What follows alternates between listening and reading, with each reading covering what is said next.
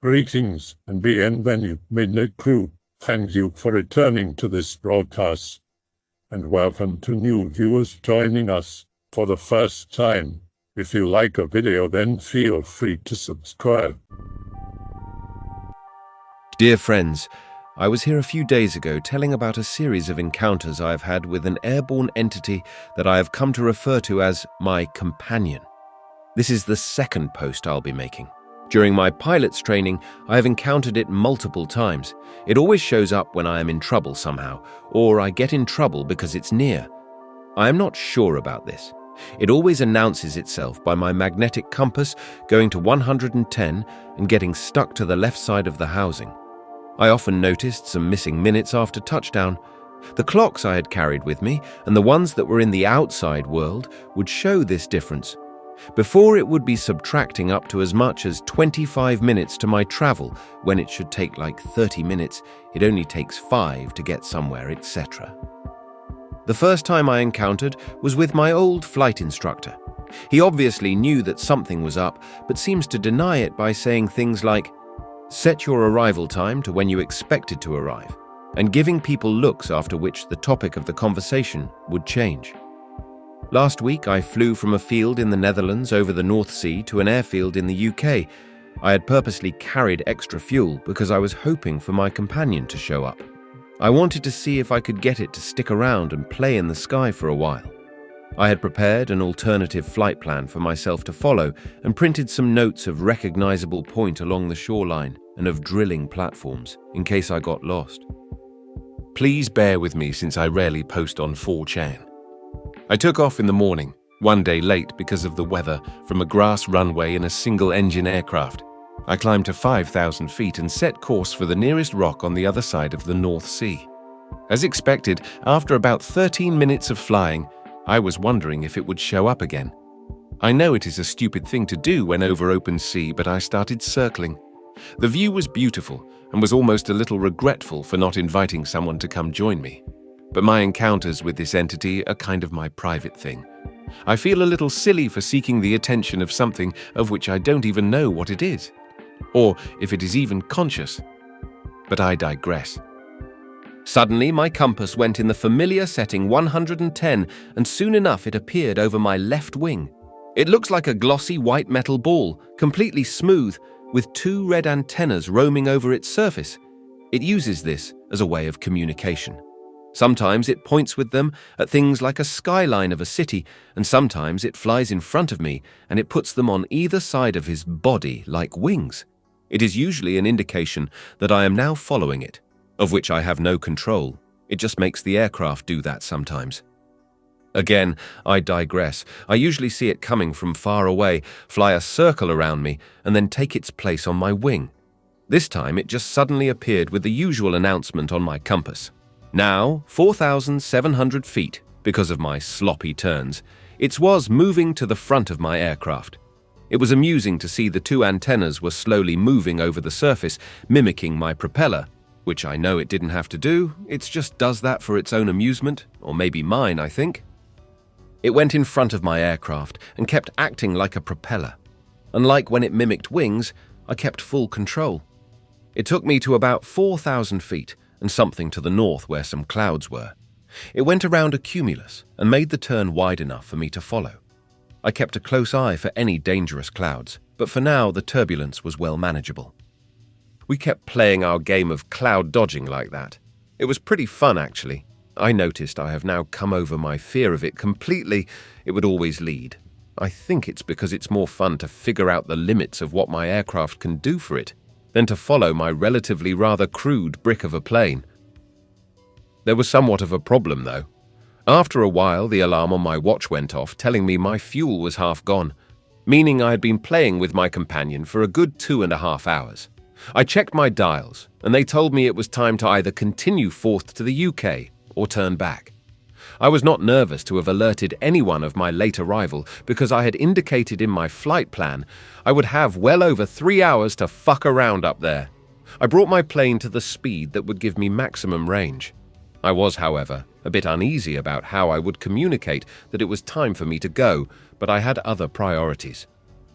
I need to figure out where I was and how to get to my destination. I trimmed the aircraft, and I tried to get my fix using beacons, but as often when my companion was around, I would not receive any radio signals, beacons, or communication. I looked outside, and it was in front of me. One antenna to its top and one on the bottom, on the exact opposite side. I was wondering what I could do to let it know I had to go home. It had me blocked from the outside world, and I had no idea when it would return me, in both meanings. I dropped to 60 knots, and then lowered my flaps. I seemed to get a little further away. But then it got closer again, at 20 meters, which is unusually close for it. It put its antennas to either side and then a bit down, seemingly mimicking my flaps. It seemed to be playing a game. I would have tried lowering the landing gears, but that would mean I would have kept flying slowly and raised them again. It's rather not to do that over open sea. I decided to make a stall and see how it would respond to that. A stall is when you fly too slow in an aircraft and it basically falls out of the sky for a bit. From the fall you would regain speed and then be able to fly again. So I checked for any loose items in the cockpit. Only a rolled-up sleeping bag in the back was not strapped down, but was too light and soft to form a serious problem. So I kept slowing down, and the plane would start shaking. Its nose dropped as I had practiced many times. I let it fall for about 50 feet and then recovered with gas and steering wheel. After recovering, my companion was in front of me with both antennas stretched as wings, and the plane was following it while I sat back and wondered if this was all right with me. Though I sort of assumed it would put me back on the right track as it always would, I could never be sure. Suddenly, I noticed a coastline below me on my left side. I was really upset to see it was not the UK, but it was Zealand, instantly recognizable from the air by its coastal defenses. It put me back right where I started. I decided to return to the airfield and try again after refueling. I joined the circuit and put down the aircraft. According to the clocks on the airfield, I had been gone for exactly 23 minutes. A staggering 2 hours and 43 minutes from my airtime were unaccounted for. I paid for my landing, and shortly after, a technician walked up to me and asked why I had come back. I told him I was not sure about the fuel gauge on the plane. It feels too light for the amount of fuel it indicates. I had already filled up the tanks again. The time may not have passed, the fuel did not suddenly reappear. He checked the gauges, told me they were fine and not to worry. People often get a bit careful when they first cross the puddle, rather safe than sorry though. First, I made some calls to announce my new flight plan. I may have flown for 3 hours, but only 40 minutes had passed in real time before I called. So after eating some apple pie and having some coffee, I returned to my plane, did my checks, and set course for the UK again. When I reached 5,000 feet, I set my gyro compass in anticipation for my companion to show up and screw up my magnetic one again. 20 minutes into the flight, it appeared on the horizon. I wiggled my wings, and after that we just kind of cruised together. It felt like an awkward silence. So I made some small unnecessary altitude corrections of 100 feet above or below 5,000 feet, as if to make small talk, I guess. Then it became time to announce myself to the Britons. In anticipation, I got jitty. I had almost done it, crossing to England. And I was not alone to celebrate the moment when shortly after I could clearly see the white cliffs. It was a beautiful sight. I remained at 5,000 feet, flew a left turn of 360 at well over 60 degrees bank. Companion followed over to my left wing where it had been. When I descended to 2,000 feet, Companion got in front of me and rotated its antennas in opposite directions, like two mirrored hands of a clock. While descending, I waved with one hand, like if I would wave to someone on a train that was departing. Besides the sign language we were kind of forming, I had the idea that there may have been some kind of telepathy causing me to know he was going to leave. But I am not feeling ready to accept that idea. It's probably because it was a rather uneventful flight, and I had obviously arrived at my destination that created a mutual understanding that our trip together was now over. I've been writing for a while now, and I'm growing a little tired, so I'll wrap things up. After touchdown, there was only a small difference between the clock I carried and the ones at the field. 14 minutes. I simply filled out the forms with the actual times from the airfield. The 14 minutes would easily be accounted for by the turns I had made and the fact that I was a little off course upon reaching land again. It deviated 2 minutes off my new flight plan. I checked into a bed and breakfast and had some general small talk with the other visitors about flying. People are always a little interested in the subject. It's just a pity that the most interesting thing about my flights of that day can only be told here, anonymously, as a sort of public memoir, hoping to find someone with a similar experience I can connect to somehow. If not, just for your entertainment. Regards, Anonymous. Okay, so you see this thing on a regular basis, so where are the photos of it? I cannot believe that you wouldn't at least take a camera with you, if not fit out the entire plane with video recording equipment. Where did you take off from and where did you land in the UK? Has your plane got a transponder in it? If so, what type? If not, can you fit one? Because of how my instructor acted when I first encountered it, it seems better for me not to post pictures and any details regarding my aircraft or identity, though I have taken pictures with my camera phone and a few more with a little more advanced 80MP digital camera. As far as my transponder goes, it's mode Sierra as required. I'm not going to post any contact info. I have posted more details in my first post, times, dates, and destinations, everything. But I felt uneasy after, so I will refrain from doing so as of now. Though if you read well, you can deduct the field I started off from. Without a date, that won't help you though. Not sharing personal details, aircraft/identity. I can understand that if you don't want to share it, but if you have photos, then why not at least share those? I mean, what is it that you fear will happen if you show them? As I imagine that they will only show the object rather than anything else which could personally identify you. It's not like they are going to take your license away for seeing things if you have proof of what you are seeing anyway, if that is what you are worried about. And how likely is it that your flight instructor is on 4chan anyway? I did read your first thread, and I was going to reply to it, but it was quite late here, and I got caught up with something else at the time. What I couldn't work out, though, was where the heck Nortorp is supposed to be in the UK, though. That didn't make any sense to me. Did you spell it wrong? I'm going to fly tomorrow, my first trip to the UK. I am not going over Calais, but I am leaving and flying to Nortorp. As far as the transponder goes, it just would have been fun to track your flight and see if anything happened. You can probably figure out the typo if you get an ISAO card of the UK and see what airport I meant. It's a little off course, but I wanted to catch a view of the cliffs and the English countryside. Plus, they have this kick-ass museum I wanted to check out. If you're an enthusiast, it should be clear as day now where I was headed. It's not about my instructor finding out that I'm telling people about it. There is zero chance he's on 4chan anyway, but there is probably a good reason he's not telling people about it publicly. I will ask him about it when I do my prof check sometimes. I will have him read these topics which I've saved on a USB flash drive. Maybe I'll tell him they're short stories I've been writing and that I want his opinion. He reads a lot of books, so it will not be a strange thing to ask him. I want to see his response, but I think he might get upset. Single-engine aircraft over open sea. Stopped reading there. The North Sea is not that large. Check Google Maps cause it's not that incredible.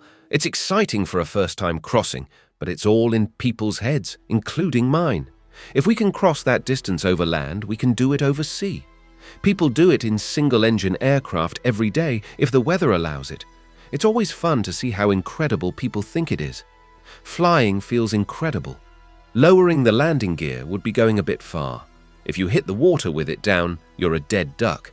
I'll consider posting photos that do not show the dashboard of my plane, as it might get recognized by people that fly at the same club and where the reflection of the plane is not as clearly visible in companion.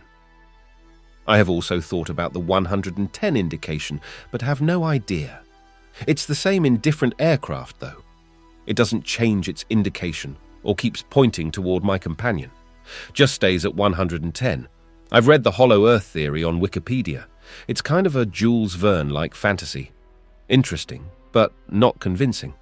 I've also read about Richard Byrd. The name sounds fictional for a pilot, but apparently this was a real person. It comes across as being an "Oh my God, save the Earth from evil nuclear weapons" story, or God will be upset. Again, a fun read, but seems far-fetched. Pot calling the kettle black, etc. I'll have to think about how I feel about this. I'm sure as hell not going to the North Pole to check it out. This is interesting, and I'm very curious to learn more about it, but I would have had a happy life too, not even knowing of its existence. So no suicide missions to uncharted territory are on the agenda until I lose my mind. Hello, I was directed here after being told that you folks might have some insight about my story. It's a bit far-fetched, but I'll tell you anyways. My name's John. I was born in a little town called Weota, Wisconsin in 1925, which would make me 88 years old today if time had passed normally for me. Now here's where it gets weird. I'm only 32 years old. For the past 15 years, I've been living in your time. After something that happened to me during the Second World War, I was the oldest and biggest of my 3 brothers. War was different back then. There was no question about who was right and who was wrong. I wanted to get out into the world and fight for my country, so at the age of 16, I enlisted in the Air Force to be a pilot, and I worked my ass off to make the cut.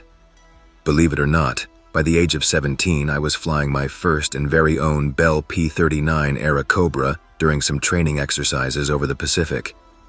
I can't tell you how excited I was.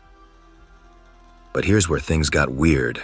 We were out on a clear day one Thursday afternoon and practicing some flight patterns when all of a sudden what looked like a storm swept in from out of nowhere. I'm talking skies going from clear blue to almost dark, and before I knew it, I was in a cloud. The first thing to go was my radio. I lost contact with everybody. Next thing I knew, my gauges were on the blink for about 5 minutes before my engine cut out completely. My heart was in my stomach, you better believe it. I figured I'd be pretty much dead in the water right then and there. It was a strange feeling, being up there in that cloud without being able to see anything. I just felt like I was kind of floating. Everything was quiet except for the sound of the wind rushing and whistling against the shaky, rattling chassis and wings of my plane. I laid back in my seat and started to pray the Lord's Prayer. I was pretty scared. If nothing else, I just wanted my radio to come back on so I could let people know what was happening. That's when I experienced the strangest sensation I've ever felt in my life. Even now, I don't know quite how to describe it. It was like being sucked out of a dream. You know what I mean? Ever get that feeling when you're asleep and you're about to wake up and it feels like you're being pulled out of yourself?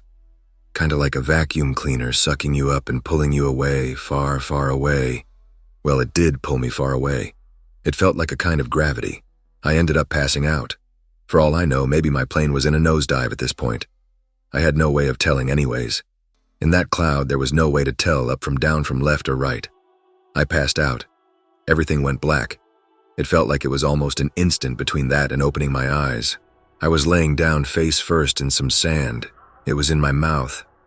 My clothes were wet and I could taste salt water on my lips. I pulled myself up and dusted myself off. I was on a beach and it looked like early morning. I wondered where I was and how I had gotten there. That's when I noticed I was in a place like I had never seen before. Now keep in mind, I grew up in a small farming town. I had never seen any city before, so I didn't even know what life was like there. The year was 1999, and in retrospect, I have to laugh because it was so much different from anything I had ever seen before, but I just figured that was the way things were in the city. I just decided that my plane must went down the drink in the storm, and I had to get back to report with my CO and find out if my buddies were okay too. I started walking towards the street. It was after watching a few cars go by that I really started to realize that this wasn't right at all. I mean, I knew cities had to be different, but this was unlike anything I was ever used to. Some of this stuff looked like it was out of a science fiction magazine. You should have seen the funny looks I got from folks too. They thought I was wearing a costume. I just wandered through this new world and had to laugh. At this point, I just figured I was definitely dreaming, and I couldn't wait to wake up to write it all down. Who knows? Maybe I could even write some kind of short story about the whole thing and make it into one of those science fiction magazines. I wasn't really scared or worried. I just kept walking along the street as people honked their horns at me and I'd wave. Eventually, one guy pulled over and asked me if I needed a ride. I said sure. And when he asked me where I needed to go, I told him I needed to get back to the nearest Air Force base. He laughed and then looked at me kind of funny when he realized I was being serious. He told me that he didn't know of any Air Force bases in San Francisco, but he could take me to the airport. I said, well, I guess you could take me to some place with a phone, and that's when he pulled out a small black device that fit in his hand. He opened it up, and it had all these buttons on it. I'd later discover that this was a cell phone, and he said I could call whoever I needed to call. I just looked at him dumbfounded because I'd never seen anything like it before. That's when we both started to get the impression that something was amiss. Well, I guess I will try to wrap it up, but after a long conversation with this man, whose name I later found out was Paul, I found out I was in San Francisco in the year 1999 and World War II had ended decades ago. We won. Of course, I thought this was some kind of ruse at first, but as days went by and time went on, years passed and I never really woke up from this dream, but I still sure as hell ain't sure if I'm still dreaming or not. For all I know, I could just be crazy, because I can't really remember much else about my life before that incident in 1942, so sometimes I think I just imagined the whole thing, but I still feel pretty lost as I'm trying to piece it all together. Okay, so I had a bit of a weird experience. I want to get it out there in the open, what happened, and I'm still trying to process it, so any sensible input is welcome. I considered going to the press with this, but yeah, I don't know, the MSN would obviously be likely to ridicule or censor because that's what happens. But this is important, this is big. I expect that not everyone will believe me either, but that's fine. It doesn't matter if someone believes the sun will rise above the earth every day, but it does anyway. Oh, and for obvious reasons, I'm going to be using pseudonyms for myself and everyone in this account of events. Still reading? Let's crack on. I'm a fighter pilot for a European country that I won't name, and I was on secondment to a crown dependency of my country last November. It was my job to patrol the skies above and in the vicinity of this place, and also respond to distress call or to check out any anomalies reported. It was on the 20th of November that I received a call on my radio. This in itself was odd because these days all the planes are equipped with modern technology like computers equipped with Microsoft Teams or Facebook Messenger for our commanders in Britain, or in this case Bermuda, to send us our orders. The message was very crackly and full of static and white noise, but I made out the words distress and save our souls, along with the coordinates. I replied that their message had been heard and that the fighter pilot Ace Flash would soon be there to offer assistance. My name isn't really Ace Flash, that's just a pseudonym for my anonymity, but I'm recounting what happened so I can give myself a cool name if I want. So I lit up the nitro burners or whatever you call them. I'm an actions first, ask questions later kind of guy, and wasn't there for that lecture at pilot school. I was probably with a woman at the time, and sped off to where the distress call had come from. Then the next strange thing happened. Suddenly fog surrounded my plane and the instruments like the compass started to go haywire. I had heard about things like this happening here in the Bermuda Triangle before, but always thought they were old wives' tales. I mean, it sounds hokey, doesn't it? Come on, even Barry Manilow made a novelty record about it. You can't take anything seriously if it has been sung about by a guy who looks like a Fraggle. But this was happening, to me no less. Blue electrical lightning was striking random places in the fog, and I had to weave my way through the prongs. A lesser pilot would surely have succumbed there and then, but I avoided the strikes for more than 10 minutes before I copped one right on the plane's nosebit. Yeah, I know nosebit isn't the right technical term, but I missed that lecture too. I think the woman was called Pam that time, and she was quite busty, so who can blame me skipping that lecture? But I digress. The blue lightning hit and the plane took a dive into a free fall. There was only one thing for it, but it was risky. I would have to pull off a perfect revered Immelman turn. This is the most complex procedure a fighter plane can perform. Most who attempt it will crash, but these were desperate times and I am the greatest fighter pilot ever, so if anyone could do it, it was me.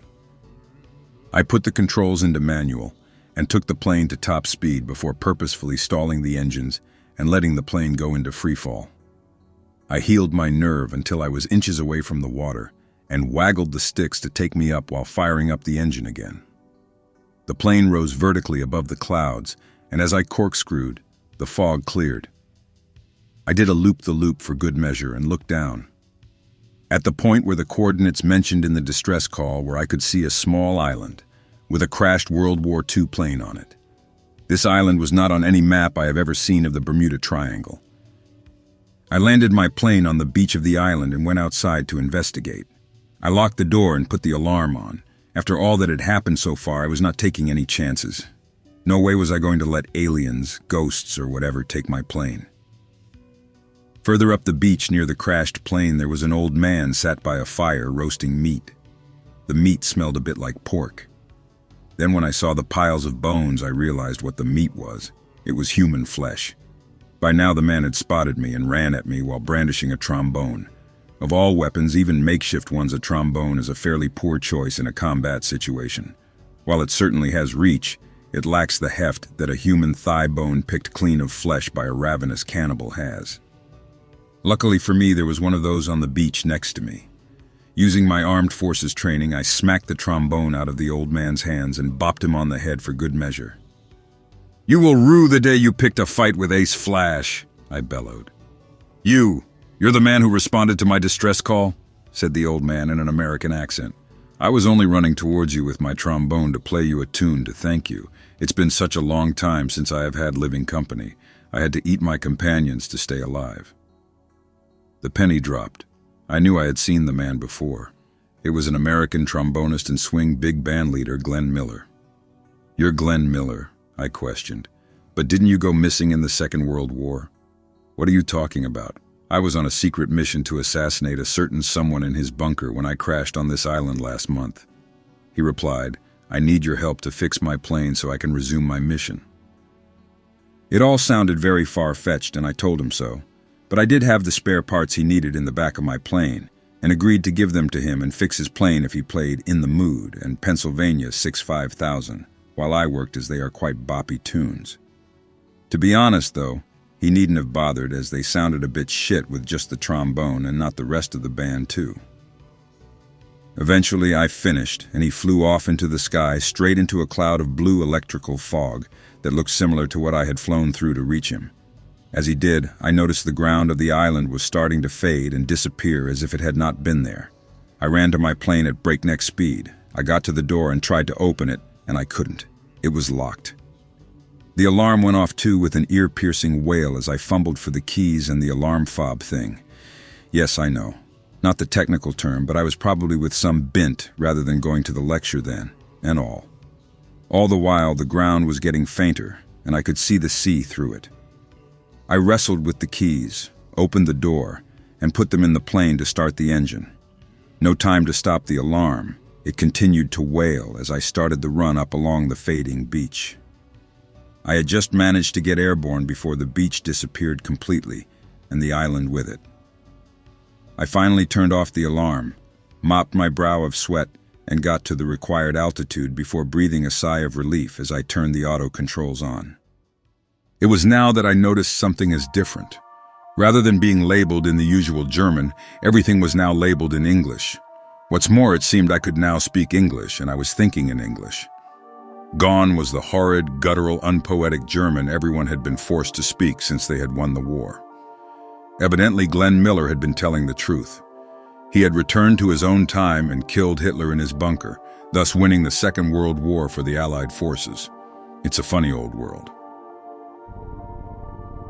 Hey/X/. So I'm a student pilot living in southern Sweden, got about 150 flight hours so far. A large part of my flight education is practical solo flying. Anyway, this one time I'm flying from Eslöv to Höganäs in a Cessna 150 Aerobat from 1966 alone at nighttime. Didn't have a GPS, so I had to rely on VORs for navigation. Sweden is one of the few countries that allow so-called special VFR, visual flight rules at night, which basically means that you get to fly at night using your eyes to navigate. Shit is terrifying. Anyway, so I'm flying alone, checking my instruments to make sure I'm flying level at the correct altitude and heading. All of a sudden I see this object next to my plane. I'm talking really fucking close, next to my Cessna. It was right by the port wing, far enough to not be affected by my navigation lights at my wing tips. It had no lights or anything, but I could tell it was something there. Didn't make a noise. I could tell by the silhouette it made against the backdrop, which in this case was Denmark. Shit freaked me out, but I had to remain cool and not panic, because if I did, I'd definitely crash. I had only flown about 6 hours the night before and only 2 hours solo night flying. I kept my eyes on the object, which was completely black. All I could see was the silhouette. I called up Sweden Control to ask if there was any traffic close to me, but there wasn't. I was the only general aviation plane in the vicinity. That means whatever it was, it didn't show up on radar. The thing, whatever it was, just kept on flying next to me for about 5 minutes, and suddenly it wasn't there anymore. No lights, no noise, nothing. I was fucking terrified up there, but I didn't say anything to Sweden Control about the aircraft because I didn't want to be labeled a crazy person or make any false alarms. After about a 30-minute flight, I landed at Höganäs, parked the airplane, and noped the fuck home. PIC related. It's the type of plane I flew. I hope that you enjoyed tonight's broadcast.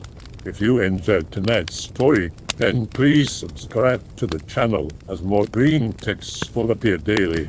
A new broadcast will appear when the clock strikes midnight Central Time.